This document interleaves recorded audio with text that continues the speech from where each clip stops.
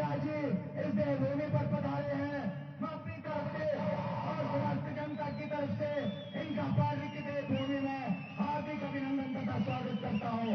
साथ साथ हमारे जम्मू उधमपुर लोकसभा सीट के सांसद सबके चित्त परिषद डॉक्टर माननीय श्री जितेंद्र सिंह जी का भी इस पार्टी के भूमि पर हार्दिक अभिनंदन तथा स्वागत करता हूं।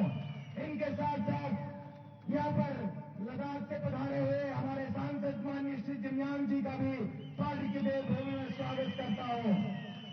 यह हमारे लिए गौरव और गरिमा का क्षण है कि ऐसे यशस्वी पुरुष आज हमारे बीच मौजूद है और आप सभी महानुभाव इन ऐतिहासिक क्षणों के साक्षी बनने जा रहे हैं। ज्यादा विलंब न करते हुए मैं सुनील जी से आग्रह करूंगा, जो कि इस विधानसभा क्षेत्र के प्रत्याशी भी हैं और हमारे बॉर्डरवासियों के हृदय सम्राट भी हैं, उनसे मेरा आग्रह है कि माता मचैल की चरणों में हम बैठे हैं, उनकी चुन्नी पहनाकर हमारे यशस्वी गृह मंत्री माननीय श्री अमित शाह जी का इस देवभूमि पर स्वागत तथा अभिनंदन करें।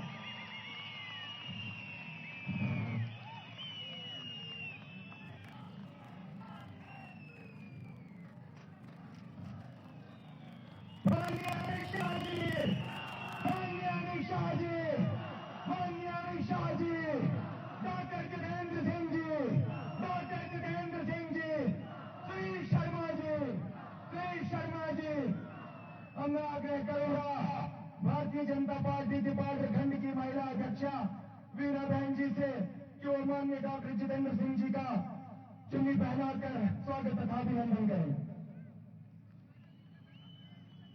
Doctor Jitendra Singh ji, doctor Jitendra Singh ji, doctor Jitendra Singh ji, doctor Jitendra Singh ji. अब मैं अनुरोध करूंगा अपने भारतीय जनता पार्टी के मंडल प्रधान माननीय श्री जानकीनाथ महाराज जी से कि वो यहाँ की जो लोकल परिवहन है उसकी टोपी, पार्टी टोपी पहनाकर अपने यशस्वी गृह मंत्री जी का स्वागत तथा अभिनंदन करें। माननीय श्री जानकीनाथ महाराज जी और डॉक्टर जितेंद्र सिंह जी का भी टोपी पहनाकर स्वागत करें और माननीय श्री का भी। माननीय अमित शाह जी, माननीय अमित शाह जी, माननीय नरेंद्र मोदी जी, माननीय नरेंद्र मोदी जी, माननीय नरेंद्र मोदी जी, डॉक्टर जितेंद्र सिंह जी। अब मैं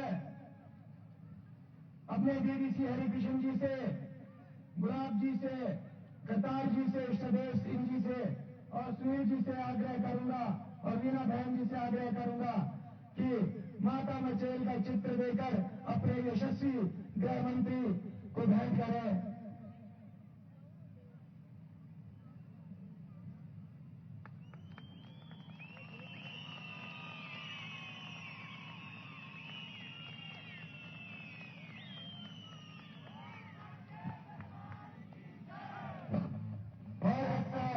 विधानसभा क्षेत्र के प्रभारी माननीय श्री प्रदीप परिहार जी से अनुरोध है कि वो चुनरी पहनाकर माननीय श्री गृह मंत्री जी का सम्मान करें और अभिनंदन करें।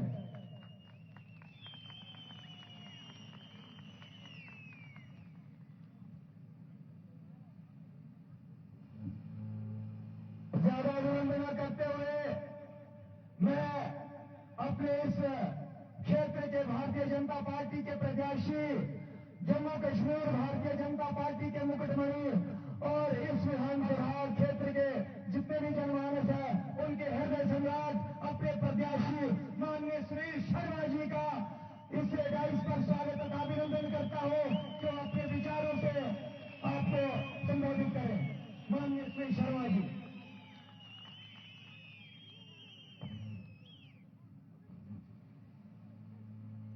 मंच पर आसीन करोड़ों लोगों के दिलों की धड़कन, भारत के गृह मंत्री, लौह पुरुष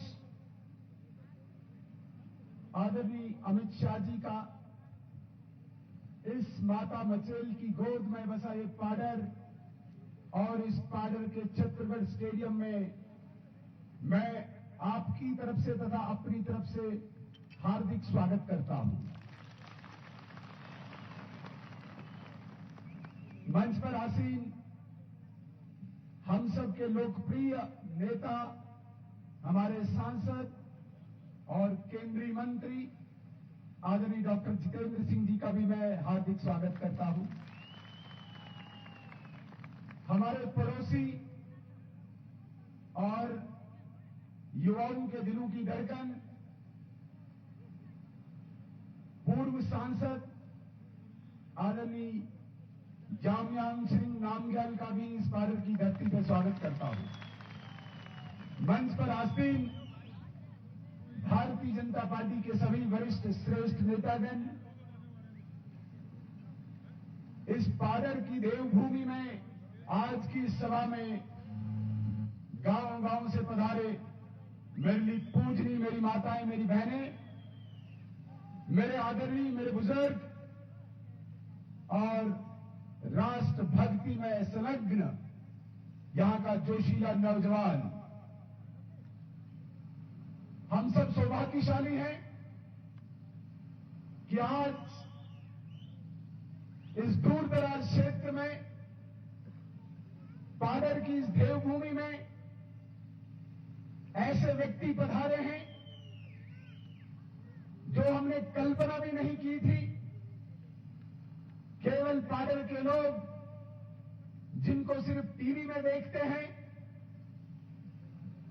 और आपका ओजस्वी भाषण देख के यहां के लोगों को एक उत्साह मिलता है, ये कभी कल्पना नहीं की थी कि पाडर के इस छत्तीसगढ़ स्टेडियम में प्रत्यक्ष रूप से आपके दर्शन करेंगे।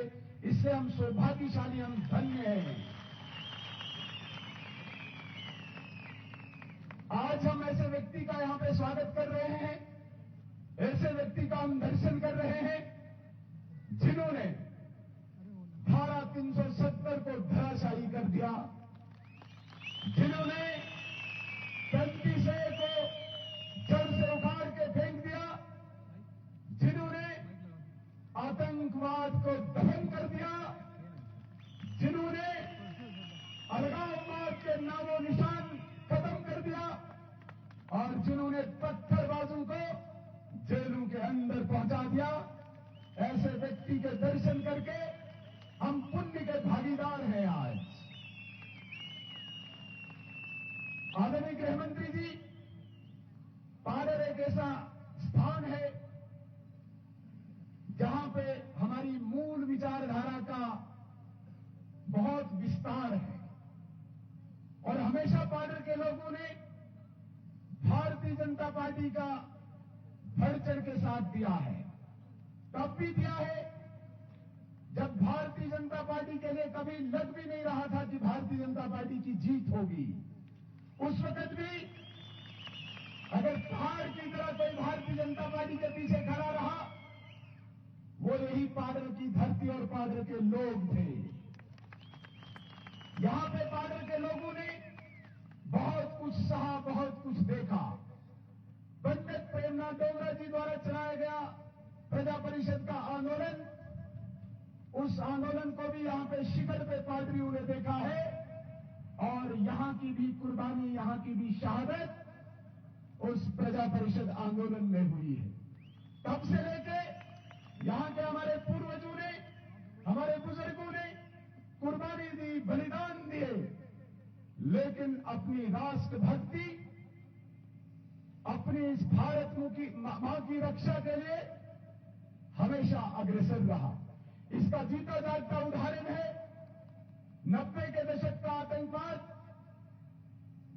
यहां हमें शिरोडधार की याद दिलाता है, जिस शिरोडधार पे यहां के भेड़ बकरी चराने वाले लोग गर्मियों में धार पे जाते हैं, जिनका कोई कसूर नहीं, किसी चीज से कोई लेना देना नहीं, लेकिन उन दुष्ट आतंकवादियों ने ऐसे 13 नौजवानों को हमारी धार एक अधौली के ऊपर शहीद किया,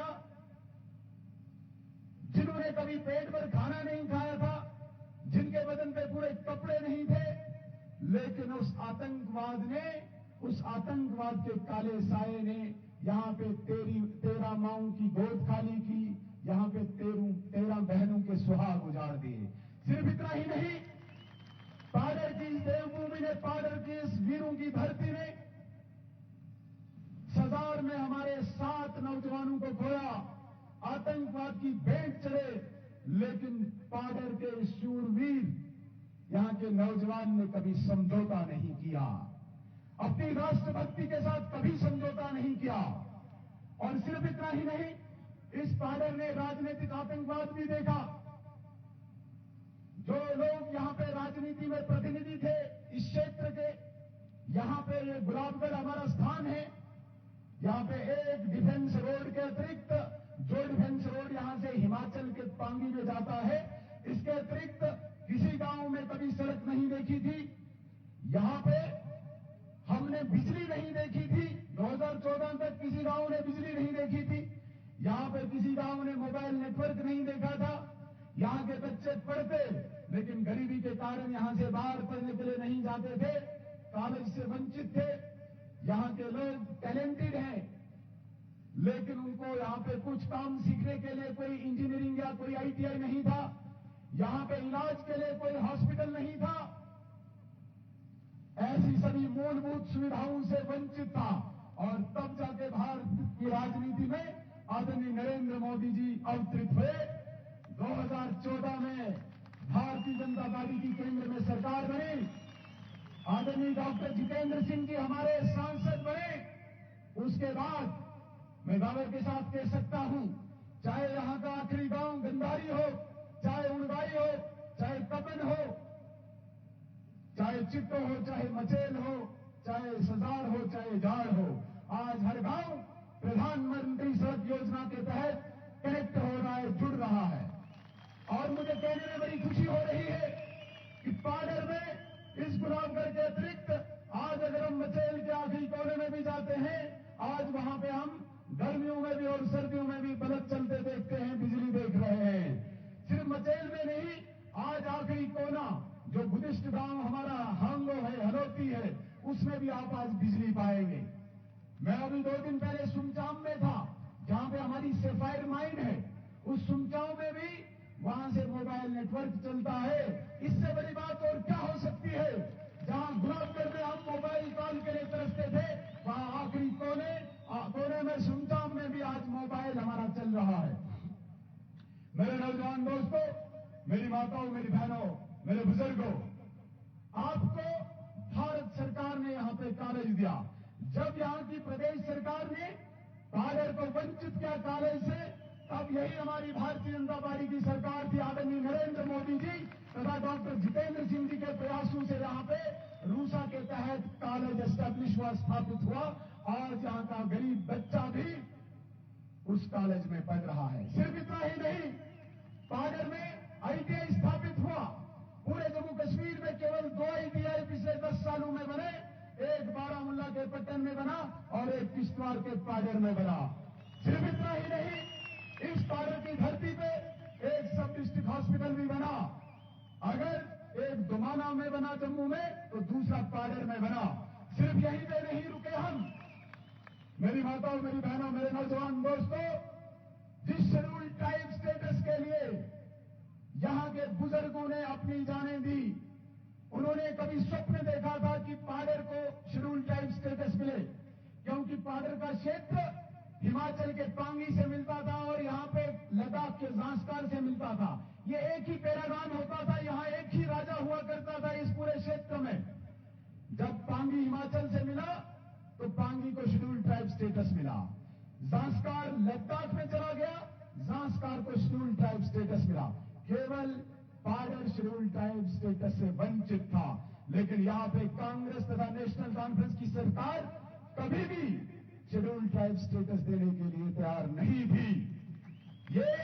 यही हमारे आदरणीय यशस्वी ओजस्वी गृह मंत्री जी हैं, जिन्होंने पाडर को कुछ महीने पहले शेड्यूल ट्राइब स्टेटस दिया। मैं चाहूंगा सारे लोग तालियों से स्वागत करें आदरणीय गृह मंत्री जी का। इन्हीं के द्वारा ये शेड्यूल ट्राइब स्टेटस इस पाडर की धरती पर संभव हो पाया है। नौजवानों में एक खुशी की लहर है, उत्साह है। आज ये पिछड़ा हुआ क्षेत्र, मैं तो कहता हूं कि ये आखिरी कोना है भारत का, और भारत की संस्कृति का भी ये सीमा है। जब इस बॉर्डर के पार जाते हैं, किश्तवाड़ के बॉर्डर के पार हम चले जाते हैं, भारत की संस्कृति को तोड़ने के लिए वहां पे एक देश द्वारा प्रायोजित आतंकवाद है, जिसने उसको वहां पे रोक के रखा है। मेरी माताओं, मेरी बहनों, मेरे नौजवान दोस्तों, आज आदरणीय गृहमंत्री जी यहां पे आए हैं। आपके यकीन मारे बॉर्डर जिस स्पीड से, जिस गति से तरक्की कर रहा है, यहां पे मूलभूत सुविधाएं लगभग पूरी हो गई हैं, और मुझे कहने में बिल्कुल परहेज नहीं, आदरणीय डॉक्टर जितेंद्र सिंह जी के अथक प्रयासों के द्वारा बहुत जल्दी आप बॉर्डर में भी करतई 2 हाइड्रो इलेक्ट्रिक प्रोजेक्ट खुलते हुए देखेंगे। जिस करतई 2 को स्वर्गीय अटल बिहारी वाजपेयी जी की सरकार ने इन्वेस्टिगेट किया था, और प्रोजेक्ट बनने के लिए सारी औपचारिकताओं को, फॉर्मेलिटीज को पूरा किया था। बदकिस्मती से कांग्रेस की सरकार ने जिस प्रोजेक्ट को रोका, आज भारतीय जनता पार्टी की सरकार लगभग तैयार है, ये प्रोजेक्ट यहां पे खुलेगा। ये सिर्फ भारत को बिजली नहीं देगा, ये यहां पे 2200 नौजवानों को रोजगार भी देगा, और उन नौजवानों को, जो नौजवान मजदूरी करते हैं, पत्थर तोड़ते हैं, रेत ढोते हैं, ऐसे सभी नौजवानों को यहां पे रोजगार मिलेगा। ये मैं इस मंच से विश्वास आपको दिलाता हूं। यहां के शेड्यूल ट्राइब स्टेटस मिलने के बाद आज यहां का विद्यार्थी बाहर पढ़ता है। मेरा एक यहां पे मित्र, अभी वो कह रहे थे कि मेरी बेटी पीएचडी बेंगलोर में कर रही है। मुझे बड़ी चिंता थी कि मैं कहां से इतना खर्चा पूरा करूं। मेरी बेटी बेंगलोर में पीएचडी कर रही है, तो अचानक मेरी बेटी ने मुझे फोन किया कि पापा, मेरे खाते में 35,000 रुपया महीना आना शुरू हो गया। ये केवल और केवल शेड्यूल ट्राइब स्टेटस मिलने के बाद संभव हो पाया है। जब आप हायर एजुकेशन में जाएंगे, आप कॉलेज जाएं, आप यूनिवर्सिटी जाएं, आपको स्कॉलरशिप शेड्यूल ट्राइब का मिलेगा। सिर्फ इतना ही नहीं, आपको अनेकों भर्तियों में प्राथमिकता मिलेगी।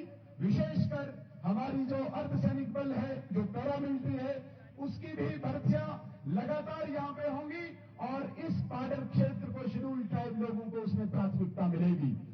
मुझे पूरा यकीन है कि बॉर्डर का जो फ्रेम था, जिसमें यहां का डिग्री कॉलेज था, यहां का आईटीआई था, यहां का सब डिस्ट्रिक्ट हॉस्पिटल था, यहां का शेड्यूल ट्राइब स्टेटस था, और सबसे बड़ी बात, जिस इस दूर दराज क्षेत्र को किश्तवाड़ कॉन्स्टिट्यूंसी के साथ मिला के सभी विकास कार्यों से वंचित रखा था, आदरणीय गृह मंत्री जी के आशीर्वाद के द्वारा और परिसीमन कमीशन के द्वारा इस बॉर्डर को अलग विधानसभा मिलने के बाद एक नया आयाम यहां पर स्थापित हुआ है।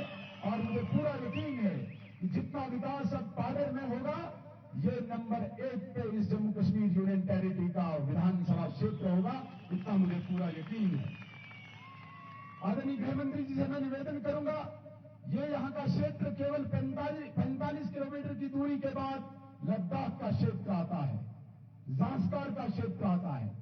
2 साल पहले भारत सरकार ने एक रोड अठोली ज़ांस्कार यहां से घोषणा की थी, जिसकी डॉक्टर जितेंद्र सिंह जी को पूरा ध्यान में है। मुझे पूरी उम्मीद है कि इस सरकार के कार्यकाल में, जो केंद्रीय सरकार अभी हमारी बनी है, इस कार्यकाल में इस रोड का भी काम शुरू होगा, और ये बहुत बड़ी उपलब्धि होगी। बॉर्डर और लद्दाख को जोड़ने का ये एकमात्र रास्ता होगा जो यहां पे इस क्षेत्रों को जोड़ेगा। आपको मैं यहां पे याद दिलाना चाहूंगा, जब आतंकवाद चरम सीमा पे था, जब यहां पे लोग रात के काले अंधेरे में एक डर के माहौल में थे, एक भय के वातावरण में थे, तब यहां पे विलेज डिफेंस कमेटीज की स्थापना हुई। अब एक नई पॉलिसी के तहत आदरणीय गृह मंत्री जी ने विलेज डिफेंस गार्ड्स खड़ा करके इनको सैलरी नियमित करके डायरेक्ट बेनिफिट ट्रांसफर के तहत आपके खाते में आ रहा है। और अभी जिस प्रकार से नई घटनाएं घटी, आतंकवाद की नई घटनाएं घटी, उसके तुरंत बाद आदरणीय गृह मंत्री जी का दोबारा से एक आदेश निर्देश आया कि इन बीडीजी को स्ट्रेंथन किया जाए, इनको बढ़ाया जाए, और आज तमाम गांव-गांव में बीडीजी को मजबूत किया जा रहा है। इसके लिए हम धन्यवाद प्रकट करना चाहेंगे तमाम सभा की तरफ से। आदरणीय गृह मंत्री जी का धन्यवाद प्रकट करना मैं चाहूंगा। बीडीजी को यहां पे स्ट्रेंथन किया जा रहा है। आदरणीय गृह मंत्री जी, ये पाडर एक दूर दराज क्षेत्र है।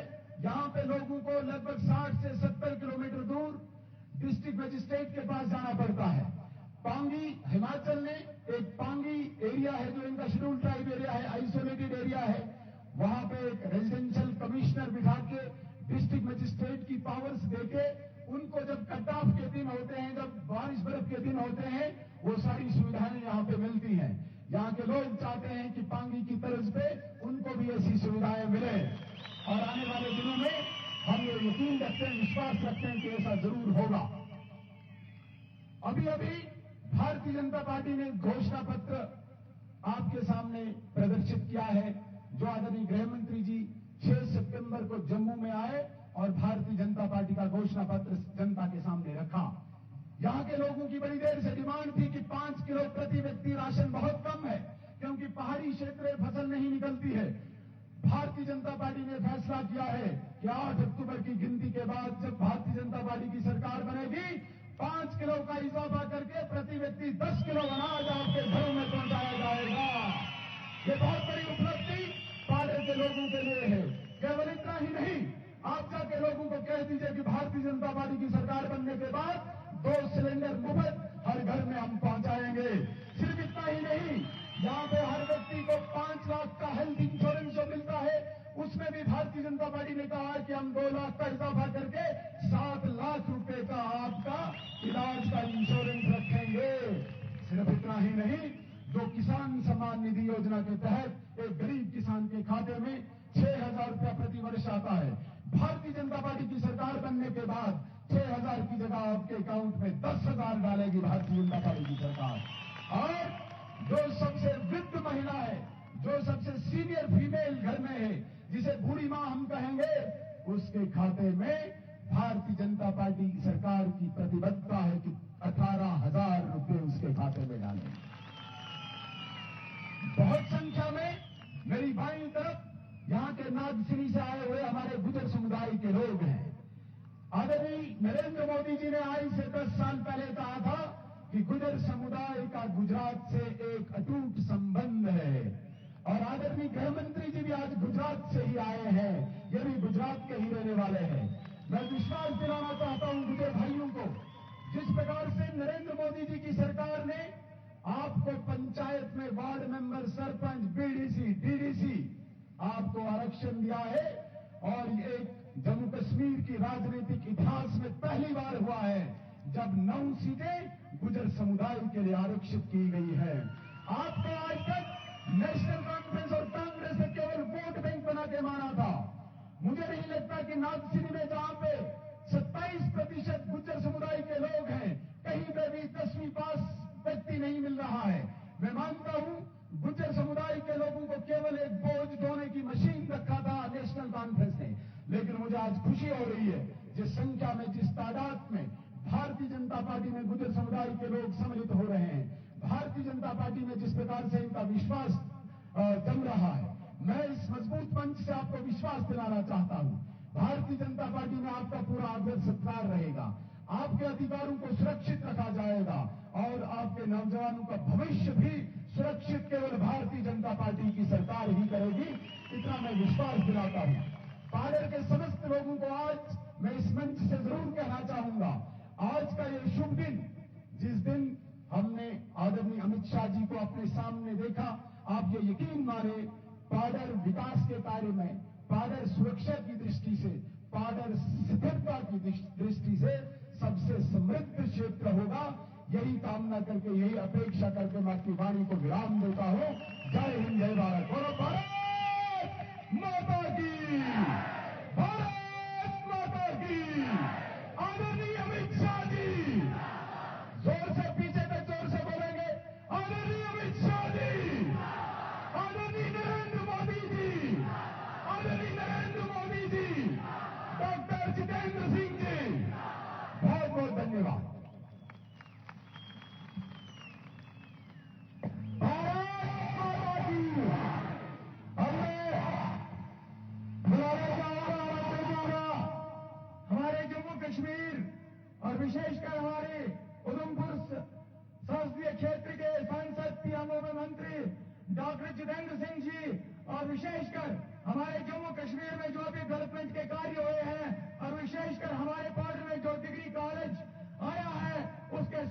आभार और हम सबके हृदय सम्राट माननीय डॉक्टर जितेंद्र सिंह जी का मैं स्वागत करता हूं और उनको आमंत्रित करता हूं कि वो डाइस पर आकर हमको संबोधित करें।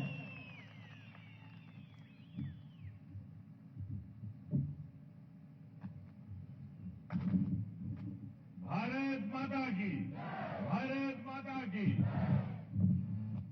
हमारे बीच देश के गृह मंत्री, लोह पुरुष, जिनका लोहा न केवल भारत में बल्कि पड़ोस में भी माना जाता है, ऐसे हमारे गृह मंत्री श्री अमित शाह जी।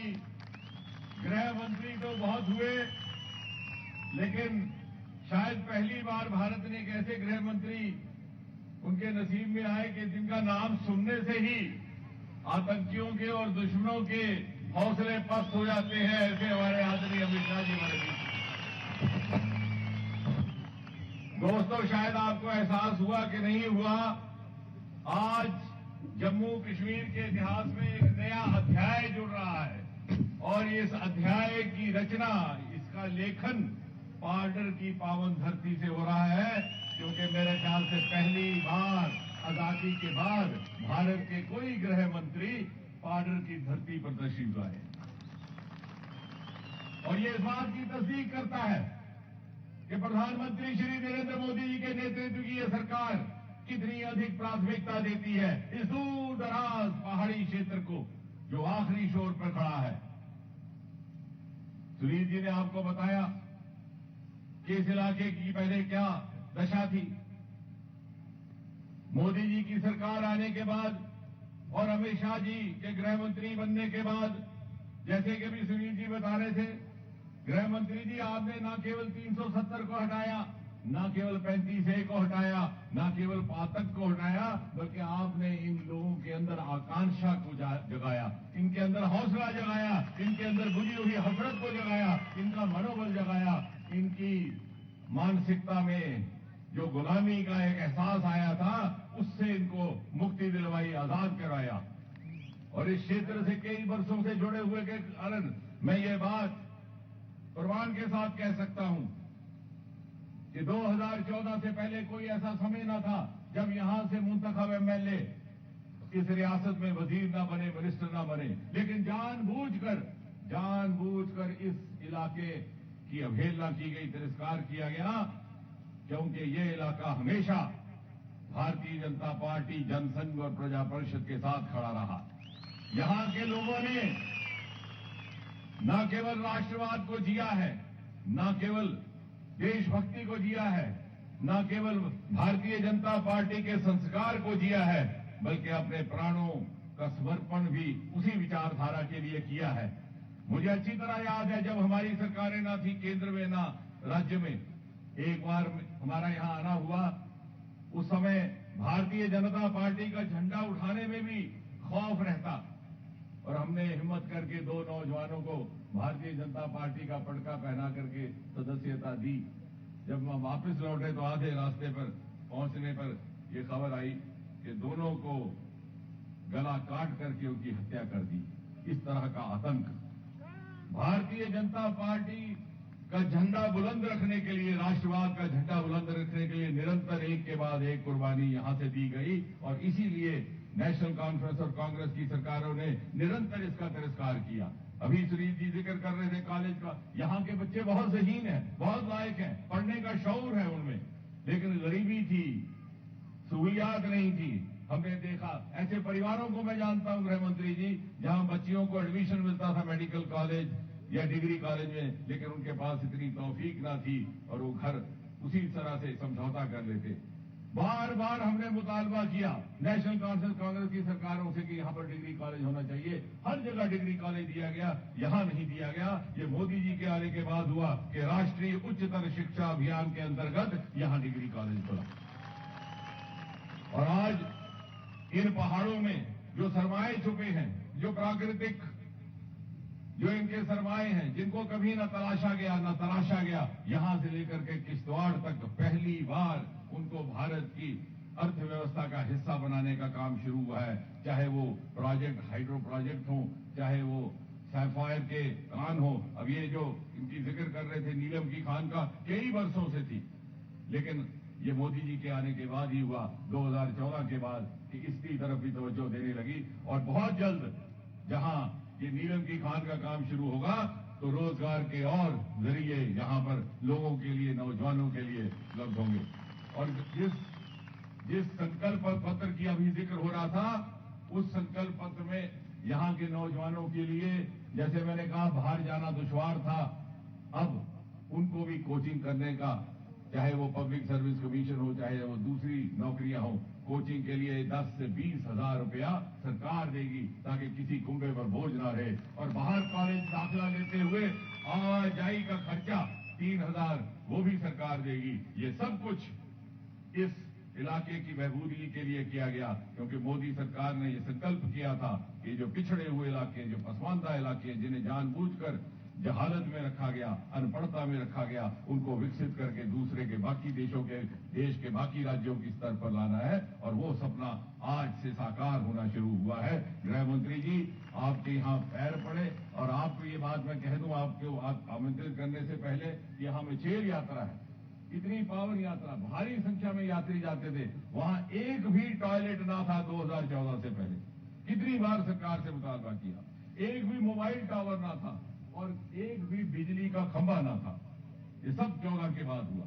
वहां मोबाइल टावर लगे, वहां शौचालय बने, और आज वहां 1000 मेगावाट का सोलर प्रोजेक्ट लगाए, ताकि उनको बाहर की बिजली पर निर्भर ना करना पड़े। यानी ना सिर्फ हमें पिछड़ा रखा गया, बल्कि हमारी आस्था का भी निरादर किया गया, और उस सब का प्रायश्चित अब होने लगा है सन 2014 में। और इसलिए हम आपकी उंगली पकड़ करके, मोदी जी की उंगली पकड़ करके भारत की इस विकास यात्रा का हिस्सा बनने के लिए आज से चल पड़े हैं। और हमें विश्वास है कि आने वाले समय में यही इलाका, जिसका अभी तक कभी पूरी तरह से उपयोग नहीं किया गया, कि भारत की ग्रोथ स्टोरी और भारत की विकास में एक अहम भूमिका निभाने वाला है। हम सब आपको सुनने के लिए उत्साहित भी हैं और उत्सुक भी हैं और बेसब्र भी हैं। मुझे कोई हक नहीं, मैं बहुत ज्यादा देर आपके बीच में खड़ा हूं।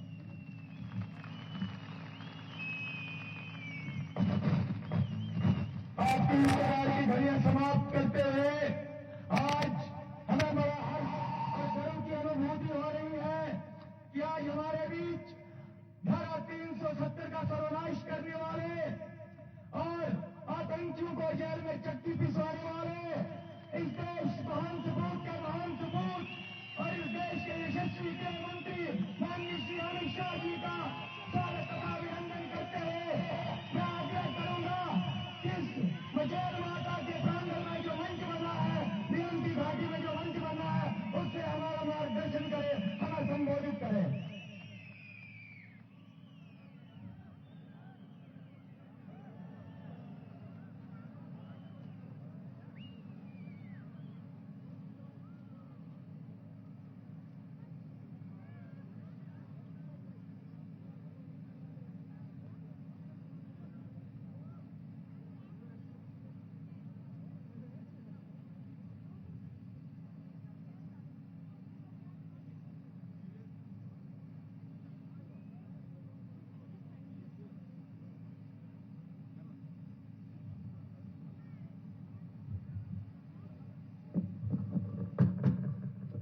मेरे साथ बोलिए, भारत माता की।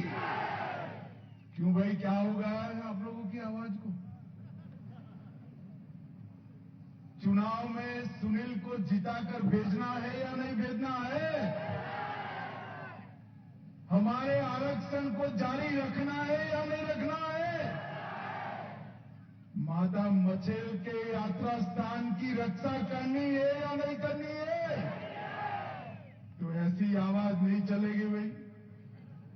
मेरे साथ दोनों हाथ उठाओ, उठाइए दोनों हाथ, विजय के संकल्प की मुट्ठी की पीजिए और उस और पाकिस्तान तक पहुंचे ऐसी आवाज से बोलिए, भारत माता की, भारत माता की। जहां हुए बलिदान मुखर्जी, वो कश्मीर हमारा है। आज इस मां मचेल की पवित्र भूमि पर भारतीय जनता पार्टी की इस विराट जनसभा में मेरे साथ उपस्थित यहां के लोकप्रिय सांसद डॉक्टर जितेंद्र सिंह जी, जिन्होंने केंद्रीय मंत्रिमंडल में विशेषकर उधमपुर क्षेत्र के विकास के लिए ढेर सारे प्रयास किए हैं। मेरे मित्र लद्दाख भाजपा के वरिष्ठ नेता पूर्व सांसद नामयाल जी, श्री जानकीनाथ मनहास जी, जानकीनाथ जी खड़े हो जाइए आप जरा, श्री प्रदीप परिहार जी, हरिकृष्ण चौहान जी, अर्पण राणा जी, गुलाबचंद भगत जी, और आज जिनको जिताने की अपील करने के लिए आया हूं, ऐसे मेरे मित्र यहां के विधायक सुनील शर्मा जी, और आज भाइयों बहनों मैं पहली बार इस क्षेत्र में आया हूं। जब हेलीकॉप्टर से इस ओर निकला, ये पहाड़ियां, आसमान को छूने वाली पहाड़ियां और दुर्गम क्षेत्र, उसको देखकर मुझे लगा ये सुनील ने कहा मेरी सभा रख दी है। मगर भाइयों बहनों, इस विराट सभा में इतनी बड़ी जनसंख्या में आए हुए प्यारे भाइयों बहनों माताओं और मेरे गुर्जर भाइयों को मेरा प्रणाम नमस्कार। सबसे पहले मचेल माता के चरणों में शीश झुकाकर मैं प्रणाम करना चाहता हूं। आज मेरी बहुत इच्छा थी कि मां के दरबार में हाजिरी लगाकर आऊं, मगर तीसरी सभा भी रख दी रामबन में, हो नहीं पाया। मैं आज मां के चरणों में वादा कर कर जाता हूं, सुनील और हमारी बहन परिहार को जिता दीजिए, यहां मैं मां के चरणों में शीश झुकाने जरूर आऊंगा। ईश्वर पागर और नागसेनी की इस पवित्र भूमि ने कई सालों तक भारत को मजबूत रखने का, एक रखने का साहस भी दिखाया है, हौसला भी दिखाया है और इसके लिए बलिदान भी दिए। आज जम्मू कश्मीर का एक क्षेत्र अगर तिरंगे से सुशोभित है तो मैं इस भूमि के हमारे पूर्वजों को इसके लिए सत सत नमन करूंगा। भी तो हमें वो दिन भी देखे, विभाजन के दिन देखे, 90 में आतंकवाद के दिन देखे।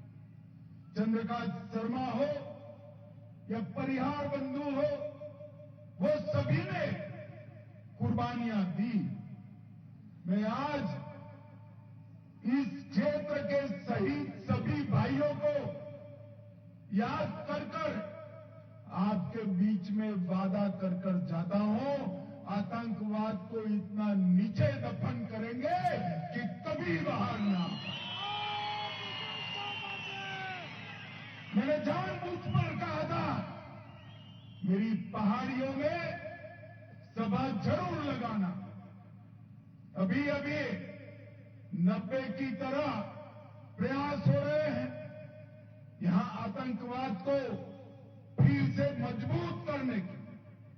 एनसी कांग्रेस ने कुछ वादे भी ऐसे किए हैं, उनकी सरकार आएगी तो इन आतंकवादियों को छोड़ देंगे। मैं आज मां के स्थान के सामने आप लोगों को कहकर जाता हूं, ये नरेंद्र मोदी सरकार है, किसी की हिम्मत नहीं है भारत की भूमि पर आतंकवाद को फंसाना। हमने वीडीजी और एसपीओ के तंत्र को मजबूत करने का काम किया है।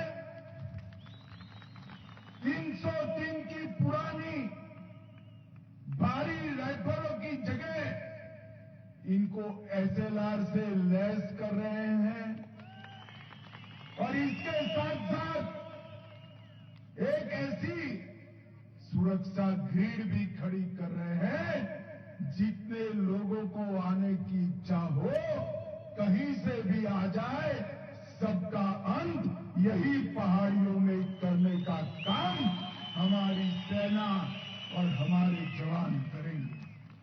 भाइयों बहनों, ये जो चुनाव है,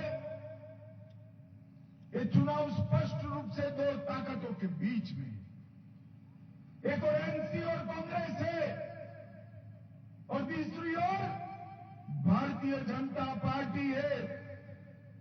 एनसी और कांग्रेस कहती है कि अगर हमारी सरकार बनी तो हम धारा 370 को वापस लाएंगे। आप मुझे बताओ भाइयों बहनों, धारा 370 वापस आनी चाहिए क्या? गुर्जर भाई भी बताएं, आनी चाहिए क्या?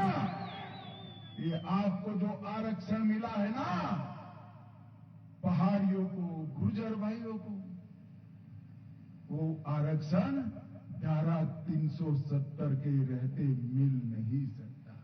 मगर आप चिंता मत करो, मैं कश्मीर का माहौल देख रहा हूं, ना फारूक अब्दुल्ला की सरकार बन रही है, ना राहुल बाबा की सरकार बन रही है। आप चिंता करने की जरूरत नहीं। मैं आपको बताकर जाता हूं, मोदी जी ने धारा 370 जो हटाई, वो अब इतिहास का पन्ना हो गई है।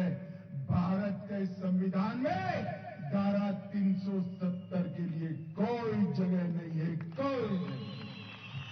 ये पंडित प्रेमनाथ डोगरा की भूमि है। अब कभी भी जम्मू कश्मीर में 2 प्रधान, 2 विधान, 2 झंडे कभी नहीं हो सकते। झंडा एक ही होगा, हमारा प्यारा तिरंगा होगा और कोई नहीं। भाइयों बहनों, वो कह रहे हैं कि अगर हमारी सरकार आई तो हम आरक्षण पर पुनः विचार करेंगे। वो पुनः विचार शब्द को जहां से में मत आइए, उनकी सरकार आई तो आरक्षण को हटा देंगे। जब पहाड़ियों को आरक्षण देने की बात आई, हमारे गुर्जर भाइयों को उकसाने का काम किया कि आप में से हिस्सा जाएगा। मैंने कहा था, गुर्जर भाइयों से वादा किया था, पहाड़ियों को आरक्षण जरूर मिलेगा, मगर गुर्जरों का आरक्षण तनिक मात्र कम नहीं होगा।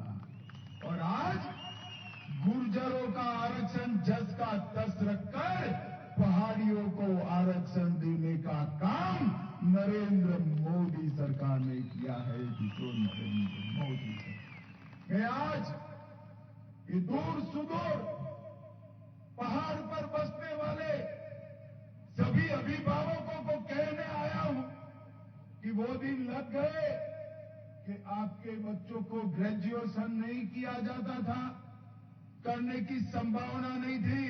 अरे ग्रेजुएशन छोड़िए साहब, ट्राइबल रिजर्वेशन है आपके पास, पहाड़ियों के पास, गुर्जरों के पास।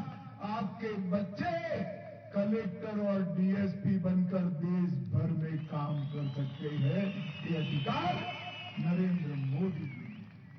भाइयों बहनों, उन्होंने कहा है कि हम हमारे परिवारों की सरकार चलाएंगे।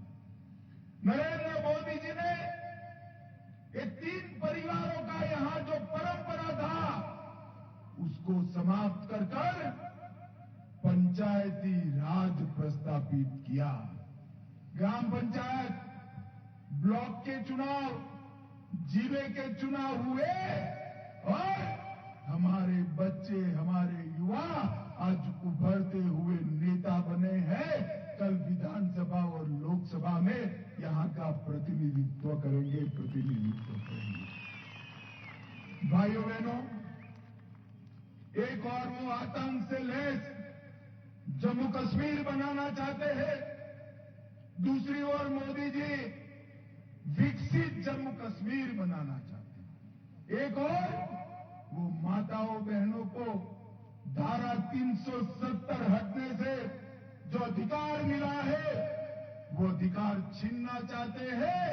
हम न केवल माताएं बहनों को तो अधिकार मिलना ही चाहिए, उसके साथ साथ गुर्जर, पहाड़ी, दलित और ओबीसी को भी आरक्षण का अधिकार देना चाहते हैं। मित्रों, ओबीसी को भी देना चाहते हैं। मैं आज मेरे मित्रों और यहां के वरिष्ठ नेता सुनील शर्मा के लिए वोट मांगने आया हूं। आप बहुत कम लोगों को मालूम होगा, मैं जब धारा 370 हट गई और डीलिमिटेशन का काम चल रहा था, ये आपके अपने बेटे सुनील ने जम्मू कश्मीर के डीलिमिटेशन को न्यायिक करने के लिए भाजपा की ओर से बहुत अच्छे से सिफारिशें की।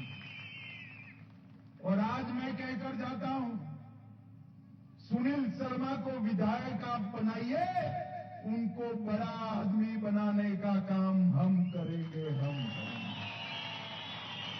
इस क्षेत्र में जिस प्रकार का जनप्रतिनिधि चाहिए, डॉक्टर जितेंद्र सिंह जी मोदी जी की ऑफिस में ही विराजमान है। अच्छा है या नहीं है भाई? जोर से बोलो, है या नहीं है? अब साथ में यहां से विधायक भी चुनकर दे दो, आपका सारा काम ये दोनों की जोड़ी कर देगी, ये मैं वादा करता हूं। आप हमारे हाथ मजबूत करिए, हम विनी जी और एसपीओ को मजबूत करेंगे और आतंकवाद को पाताल तक दफन करने का काम करेंगे।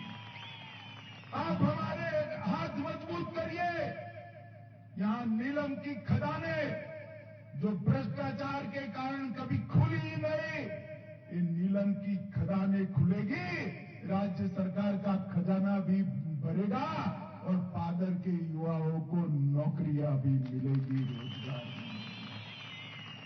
पादर संस्कार रोड, ये नामियार ऐसे ही नहीं आए हैं। सुनील को जिताने के लिए उनको मालूम है जीत जाएगा तो रोड भी बनेगा, लद्दाख का भी भला होगा और जम्मू का भी भला।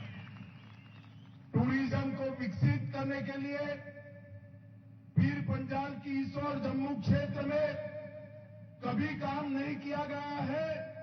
मैं आज कहकर जाता हूं, भारतीय जनता पार्टी की सरकार बनाइए, सुनील को जिता दीजिए।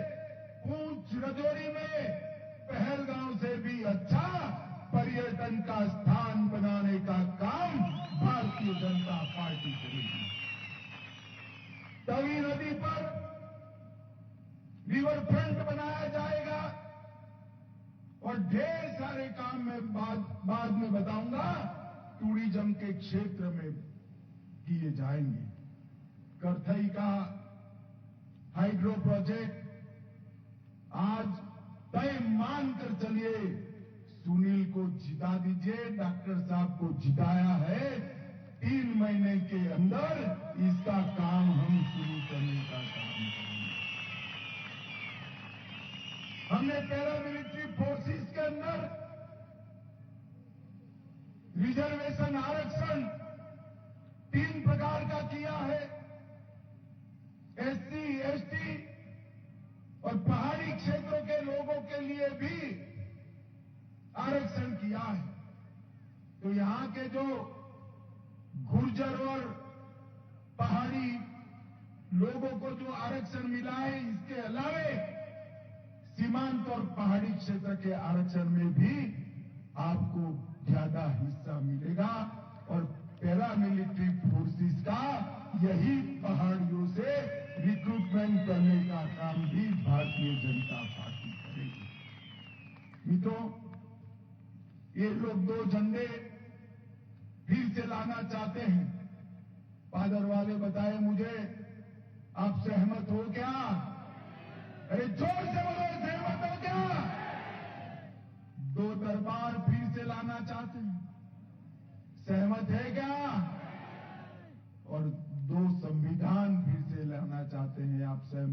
क्या? भाइयों और बहनों, एक कांग्रेस और नेशनल कॉन्फ्रेंस का गठबंधन ये हमेशा से आतंकवाद का पोषक रहा। जब जब घाटी में, जम्मू कश्मीर में कांग्रेस और नेशनल कॉन्फ्रेंस की सरकार आई, इसको आतंकवाद को बढ़ावा दिया है। याद करिए 90 के दशक को। मैं आज यहां से पूछना चाहता हूं फारूक अब्दुल्ला जी को, आप मुख्यमंत्री थे, राजीव गांधी के साथ समझौता कर चुन कर आए। जब हमारी पूरी कश्मीर घाटी, हमारी ये पहाड़ियां आतंकवाद से, खून से लथपथ हो गई, आप कहां थे? कहां थे? आए तो पूछना जरूर। मैं बताता हूं, वो लंदन में गर्मियों का वैकेशन करने चल गए थे मित्रों, लंदन में गर्मियों का वैकेशन। जिन्होंने, जिस गठबंधन ने नेहरू परिवार, गांधी परिवार और अब्दुल्ला परिवार, जिन्होंने यहां पर आतंकवाद फैलाया, वो फिर से आपके आशीर्वाद लेना चाहते हैं।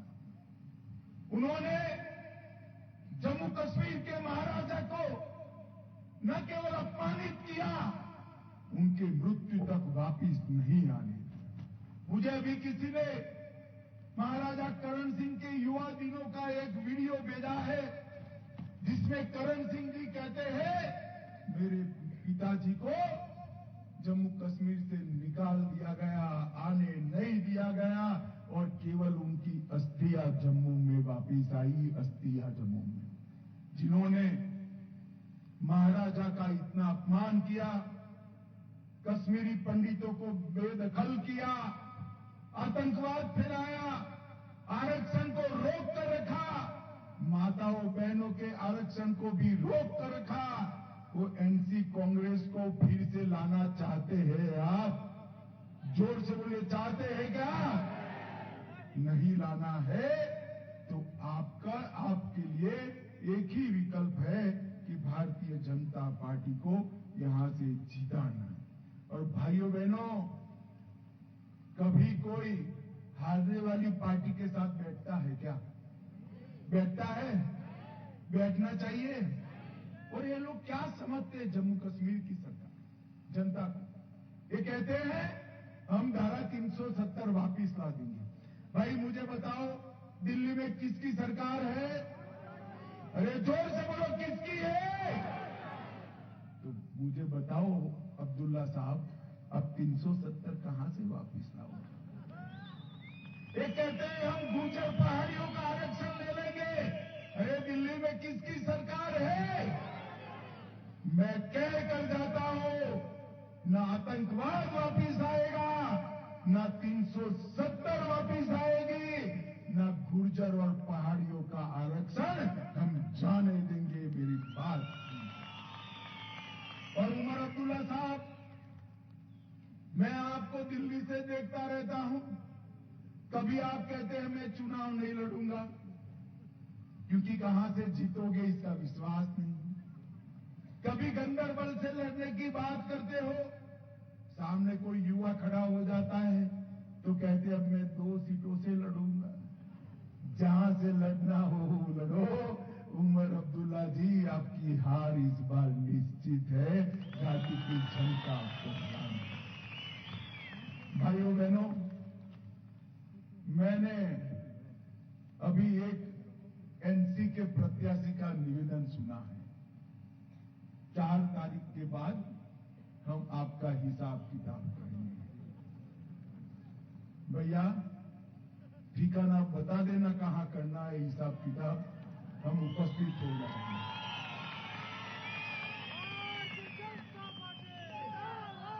वो दिन लग गए जब आप पहाड़ियों को धमकाते थे, डराते थे, हमारे गुर्जर भाइयों को पैसों के आधार पर बिकने वाले बताते थे। अब ना आप गुर्जरों का अपमान कर सकते हो, ना पहाड़ियों का, ना किसी को डरा सकते हो। विश्वास दिलाता हूं, किसी की भी हिम्मत नहीं है, बदला क्या बाद में भाषण करने की किसी की हिम्मत नहीं रहेगी, ऐसे परिणाम आएंगे। भाइयों बहनों, ये कांग्रेस और राहुल बाबा दोनों जम्मू कश्मीर को फिर से एक बार आतंकी आग में झोंकना चाहते हैं। हम आज कह रहे हैं, ढेर सारे वादे हमने यहां पर करे बगैर काम किया है। गवर्नमेंट डिग्री कॉलेज बनाया, पाडर में आईटीआई बनाया, 3 उच्चतर माध्यमिक शिक्षे बनाई, पाडर में उप जिला अस्पताल बनाया और पाडर नागसेनी लद्दाख के संस्कार को जोड़ने वाली सड़क का भी हमने निर्माण करने का निर्णय किया है। और आज